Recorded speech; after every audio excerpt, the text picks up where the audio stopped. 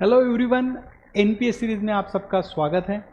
इस particular video में हम बात करने वाले हैं कि सब स्टैंडर्ड असेट को किस तरह से प्रोविजन करनी चाहिए।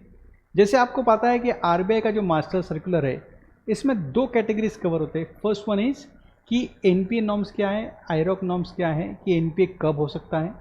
Then we will seeing the classification, sub standard कब होगा, डाउटफुल कब होगा, लॉस असेट किसे कहते हैं। Then the third point is provision कितना करना चाहिए। तो इसमें हम पर्टिकुलर वीडियो में कवर करने वाले हैं पैरा 5.4 सब स्टैंडर्ड असेट जो है इसका प्रोविजन किस तरह से करना है। There is a little bit ambiguity between the sub standard asset provision.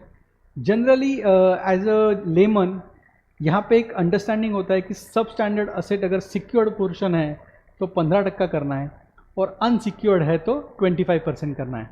तो दोस्तों इसको थोड़ा बारकाई से चेक करेंगे हम कि सही में अनसिक्योर्ड अगर कुछ पोर्शन है तो उसको 25% करना ज़रूरी है क्या। तो दोस्तों शुरू करते हैं वीडियो। पैरा 5.4 इसके लिए डील करता है। This para 5.4 is relevant to the RBI master circular. तो फर्स्ट पॉइंट उसमें पढ़ते हैं हम, a general provision of 15% on the total outstanding balance should be made without making any allowances for ECGC guarantee cover और securities available. तो first point is very clear, आपको 15% outstanding का provision करना है। Second point, the unsecured exposure which are identified as a sub standard would attract additional provision of 10%, that is 25% on the outstanding balance. तो यहां पे confusion नहीं करना है हमको, स्ट्रेट फॉरवर्ड 15% प्रोविजन करना है आउटस्टैंडिंग बैलेंस पे। अगर वो अनसिक्योर्ड एक्सपोजर में कंप्यूट हो रहा है, काउंट हो रहा है, तो हमको एडिशनल 10% प्रोविजन करनी है। एक लिमिट को डिवाइड नहीं करना है, मीनिंग दैट 1 करोड़ का अगर लोन सब स्टैंडर्ड में जा रहा है, 80 लाख सिक्योरिटी है, तो 80 लाख पे 15% और 20 लाख पे 25%, इस तरह से प्रोविजन नहीं करना है। इसके लिए मैं केस स्टडी नंबर 25 लेके आया हूँ कि किस तरह से प्रॉपर इसका वर्किंग करना चाहिए आपको, उसका लिंक मैंने दे दिया है यहाँ पे। Then what is unsecured exposure. तो ठीक है सर, इसको अगर हमको इस तरह से नहीं करना है तो अनसिक्योर्ड एक्सपोजर मतलब क्या है। तो पैरा 5.4.3 में कहा गया है, unsecured exposure is defined as an exposure where realisable value of security as assessed by the bank और अप्रूव्ड वैल्यूअर और RBI inspecting officer is not more than 10% ab initio of the outstanding exposure. Meaning that जब हमने loan दिया था, जब एब initio, जब start में जब हमने लोन दिया था, उसका जो टोटल एक्सपोजर था, क्या सिक्योरिटी उसके 10% से नीचे थी क्या।